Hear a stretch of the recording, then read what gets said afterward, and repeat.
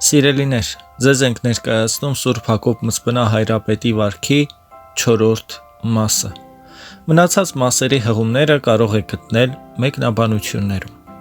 Նախորդ մասի վերջում մենք իմացանք, որ կախարդությանը հետևող աղանդավոր Կեդրոնի որդին հիվանդ էր, և նա բժշկություն էր փնտրում իր որդու համար։ Իսկ հիմա մենք կընթերցենք շարունակությունը։ Ինչ եղավ Կեդրոնի և նրա որդու հետ և ընդհանրապես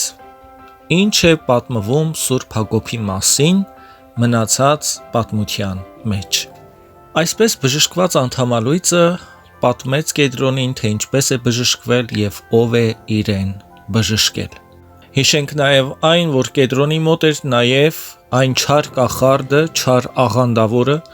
որը դեմ էր ուղղափառությանը, որը դեմ էր քրիստոնեությանը,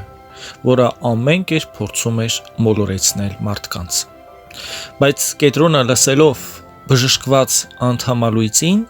ի վերջո սթափվեց։ Կեդրոնը սթափվելով և բարի խորհուրդն ընդունելով, կամահարեց կախարդի խոսքերը և ասաց.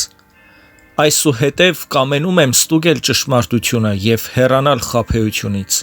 Իսկույն վեր կացավ, վերցրեց իր որդուն, եկեղեցի տարավ, մյուսներն էլ գնացին նրա հետևից։ Ոմանք մոտեցան Սուրբ Հակոբին և Սուրբ Մարուքեին ասելով. «Եպարքոսի եղբայրը Կեդրոնը դրսում է, կամենում է տեսնել ձեզ»։ Այնժամ պատվիրեցին խաղաղությամբ ներս մտնել։ Այնտեղ էր նաև Կեդրոնի եղբայրը Եպարքոսը։ Կեդրոնը մոտենալով սուրբերին ողջունեց, կանգնեց նրանց առջև և բարձրաձայն ասաց. «Ով Տերեր, ես կարծում էի, թե ճշմարտության ճանապարհին եմ և ոչ թե մոլորության։ Մինչև անգամ բազմիցս հրաժարվել եմ Կոստանդիանոս թագավորի տված պատվերներից, որպեսզի նա ինձ մկրտել չտար, ինչպես իմ եղբորը, բայց այժմ վարանում եմ և չգիտեմ, թե որն է ճշմարիտ ճանապարհը։ Խնդրում եմ ձեզ, օգնեք և ես էլ կհաստատվեմ ճշմարիտ հավատքի մեջ։ Թող ամոթահար լինի Մարկիոնը, որն ասում է, թե Քրիստոս մարմին չի առել կույսից և թե չկա մեռելների հարություն։ Այնժամ ինձ համար հավաստի կլինի այն, ինչ որ ասում եք Հիսուս Նազովրեցու մասին, թե նա ծնվել է Սուրբ Կույս Մարիամից, խաչվել, թաղվել, հարություն է առել և մեռելների հարության հույսն է հաստատել։ Բայց հավատքս կհաստատվի միայն այն ժամանակ, երբ իմ այս խեղճ որդին բժշկություն ստանա, որովհետև նա, ով բժշկում է գոսացած մարմինը, նա է ճշմարիտ Աստված և նա էլ կբժշկի իմ հոգին ու մարմինը»։ Երբ Մարկիոնյան կախարդը լսեց Կեդրոնի ասացները, ասաց նրան. «Մի լսիր այս գալիլեացիներին, որովհետև նրանք ոչ կաղերին կարող են բժշկել, ոչ էլ անդամալույծներին առողջացնել»։ Այնժամ Սուրբ Հակոբն ամբողջ ժողովրդի առաջ կախարդին ասաց. «Թեպետ մենք ոչինչ չարժենք, բայց անօգուտ խոսքեր չենք ասում, այլ ինչ որ ասում ենք, մեր Տեր Հիսուս Քրիստոսի անունով ենք խոսում, ով ծնվեց Սուրբ Կույսից, խաչվեց, թաղվեց և մեռելներից հարություն առնելով իր հետ հարություն տվեց մեր բնությանը։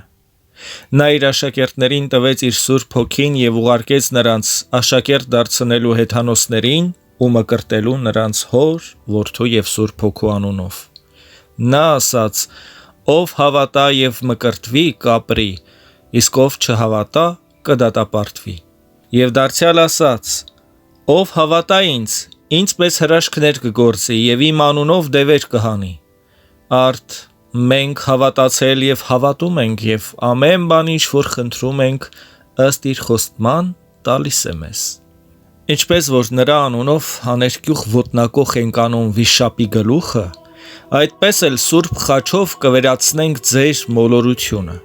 Այժմ դու և ձեր քուրմը կանչեք ձեր աստվածներին, որպեսզի այդ երեխան բժշկվի։ Եթե ձեր խոսքերը ճշմարիտ չլինեն, այն ժամ կպատահի ձեզ այն, ինչ որ Հռոմում պատահեց Սիմոն Մոգին։ Իսկ մենք ընկնում ենք մեր Աստծո առջև և բժշկություն հայցում այս երեխայի համար, սակայն սա անում ենք ոչ թե մեզ, այլ ժողովրդի համար, որպեսզի հավատան նրա անվանը։ Իսկ Մարկիոնականը ցածր ձայնով և բեկված սրտով ասաց. «Ոչ, մենք չենք կարող բժշկել դրան, ոչ էլ դուք կարող եք»։ Սուրբ Մարուքեն ծիծաղելով ասաց. Հուսալով Հայր Աստծուն, նրա միածին որդուն եւ Սուրբ Հոգուն, ինչ որ խնդրենք հավատով, հավատա կստանանք, եւ վստահեցնելով երեխայի հորը ասաց. Հույս ունեմ, որ երբ Սուրբ Հակոբը մեր Տեր Հիսուս Քրիստոսի անունով մկրտի նրան, բժշկված կելնի ավազանից։ Կեդրոնն ասաց. Ես կամենում եմ միանժամանակ մկրտվել իմ ամբողջ ընտանիքով, բայց ըստ քո խոսքի թող նախ մկրտվի իմ որդին, ապա ես եւ իմ ընտանիքը։ Այժմ Սուրբ Մարուքեն Սուրբ Հակոբին ասաց. Տեր, պատվիրիր քո քահանաներից մեկին, որ պատրաստի ավազանը։ Եվ Կեդրոնն ասաց. Թող ոչ ոք չմկրտի իմ որդուն, այլ միայն ձերդ սրբությունը։ Երբ ավազանը մոտեցրին, սուրբերը ծնրադրեցին, մեկն աջ կողմում, իսկ մյուսը ձախ, եւ սկսեցին աղոթել. Տեր մեր Հիսուս Քրիստոս, դու կամենում ես բոլոր նրանց փրկությունը, ովքեր քեզ օգնության են կանչում։ Լսիր քո ծառաների աղաչանքները եւ թող որ փառավորվի քո անունը այս քաղաքի հրեաների ու հեթանոսների մեջ, որպեսզի իմանան, որ դու ես միայն զորությունների Աստվածը։ Ապա աղոթքից հետո վեր կացան եւ պատվիրեցին, որ մանկանը, որն 8 տարեկան էր, իջեցնեն ավազանի մեջ։ Եվ մկրտեցին նրան Հոր, Որդու եւ Սուրբ Հոգու անունով եւ կոչեցին Հովանես։ Սուրբ Հակոբը տարածեց նրա գոսացած ձեռքերը, բաժանեց միմյանց ոլորված ոտքերը եւ բռնելով մանկան ձեռքից կանգնեցրեց նրան ու հրամայեց քայլել, եւ նա համարձակ քայլեց։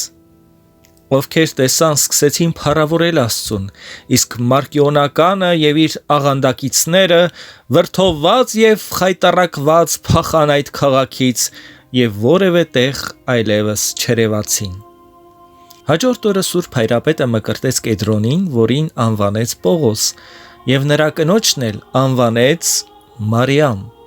Մկրտեց նաեւ նրա ամբողջ ընտանիքին եւ նաեւ այն ժողովրդին, որը չէր հավատում Տեր Հիսուս Քրիստոսին։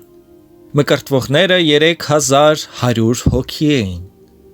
Այնուհետև Սուրբ Մարուքեն օրհնաբանելով Աստծուն ուրախությամբ գնաց իր վանքը, իսկ Պողոսը նոր մկրտվածների բազմությամբ իր տանը մեծ ուրախություն եւ ընդունելություն արեց, բայց տրտմեց Սուրբ Մարուքեի հեռանալու համար։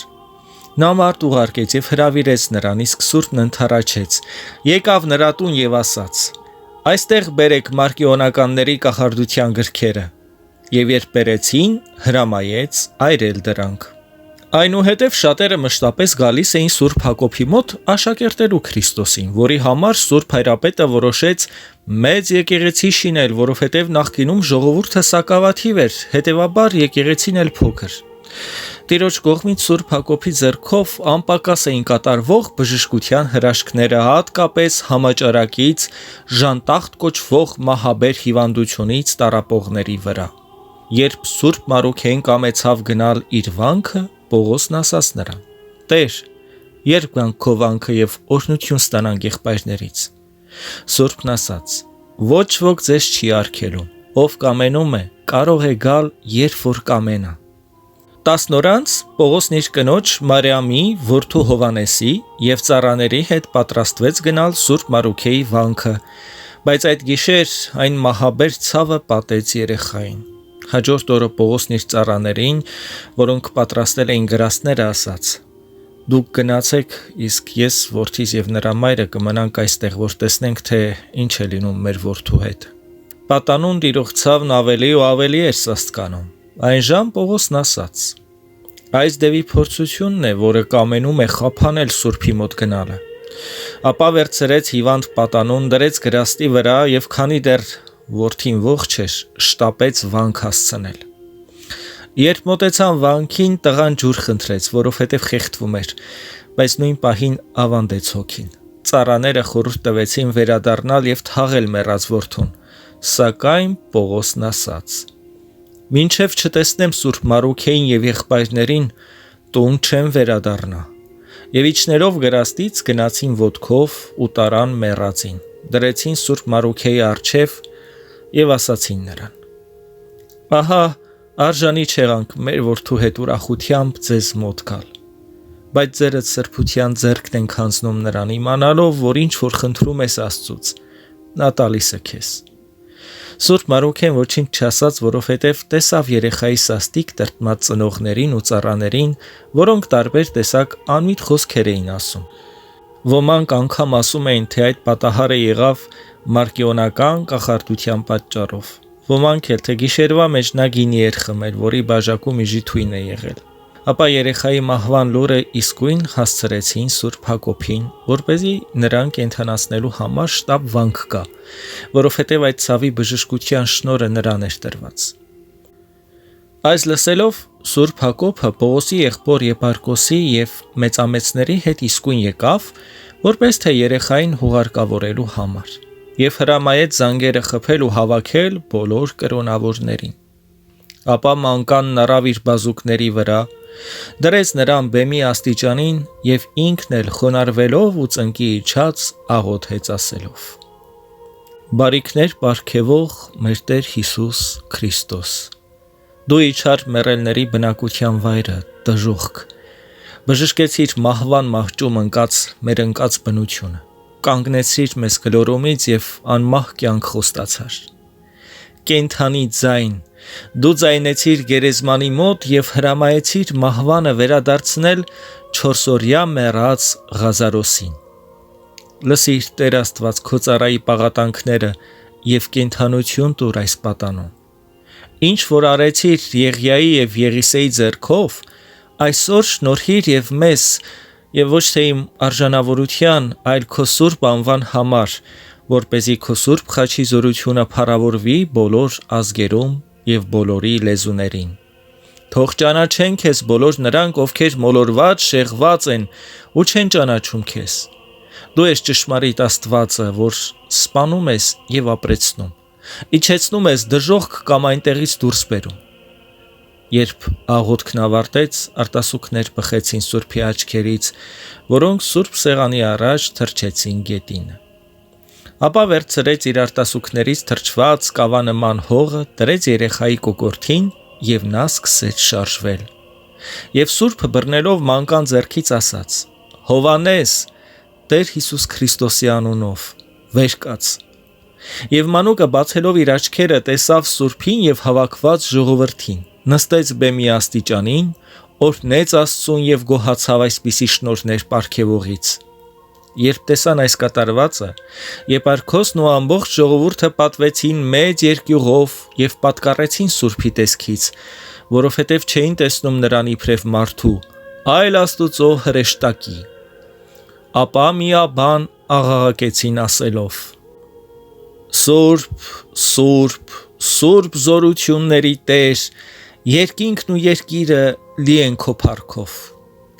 Եվ Սուրբ Հայրապետը բռնելով մանկան ձեռքից տվեց նրան իր հորն ու մորը, որոնք խնդրեցին Սուրբին իր մոտ պահել մանկանը։ Սակայն Սուրբն ասաց նրանց. պետք չէ նրան թողնել ինձ մոտ, որովհետև դեռևս երեխա է։ Թող նա ուսում առնի եւ երիտասարդ տարիքի հասնի։ Այդ օրը մեծ տոն արեցին, բայց ոչինչ չճաշակեցին։ Հաջորդ օրը եկեղեցի մտնելով պատարագ մատուցեցին եւ հավատացյալներին բաշխեցին փրկչական խորհուրդը, ապա Սուրբ Հակոբի պատվերով աղ ու հաց ճաշակեցին։ Նրանց մտքից չէր հեռանում այն սքանչելիքը, որը տեսան։ Ապա օրհնություն ստացան մենակյացներից ու Սուրբ Մարուքեից եւ յուրաքանչյուրն ուրախությամբ իր տուն վերադարձավ։ Պատանու հարության եւ կատարված քանչելիքի լուրը տարածվեց Մծբին քաղաքի շրջակա գավառի բոլոր կողմերում։ Եվ երբ Սուրբ Հակոբը Եփարքոսի եւ ամբողջ բազմության հետ քաղաք մտավ, տղամարդիկ եւ կանայք, երիտասարդներն ու կույսերը, ծերերն ու մանուկները նրան ընդառաջ եկան։ Բերում էին բազմաթիվ հիվանդների եւ նա բժշկում էր բոլորին։ Սուրբ Մարուքեի ականատես աշակերտը, որի անունը Մաղաքիա էր, գրում է. Քանի որ չգիտեի նրանց բոլորի անունները, մեկ առ մեկ չկարողացա գրի առնել կատարված հրաշքները եւ Աստծո Սուրբի անպատմելի վարքը։ Այն ժամ Եփարքոսը Կոստանդիանոս կայսրին գրեց այն բոլոր նշանների մասին, որոնք տեղի էին ունեցել, ինչպես նաև իր եղբոր որդու հարության մասին, որ Աստծո զորությամբ կատարվում էին Սուրբի ձեռքով։